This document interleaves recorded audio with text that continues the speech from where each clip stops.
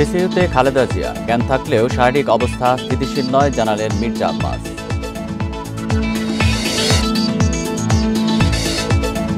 বহিষ্কৃত নেতাদের আবার দলে নিচ্ছে বিএনপি, কাজে লাগাতে চায় স্থানীয় পর্যায়ের জনপ্রিয়তা।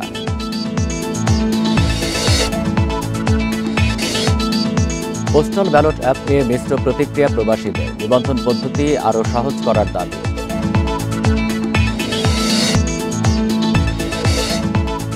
রমজান উপলক্ষে প্রস্তুতি শেষ করেছে টিসিবি, নিজস্ব ডিলার ছাড়া পণ্য বিক্রি হবে খোলা ট্রাকে।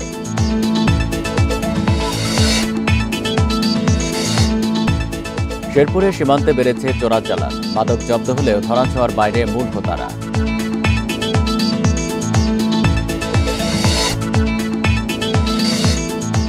ভয়াবহ বন্যায় বিপর্যস্ত থাইল্যান্ড, ইন্দোনেশিয়া, মালয়েশিয়া ও শ্রীলঙ্কা, 4 দেশে প্রাণহানি 400।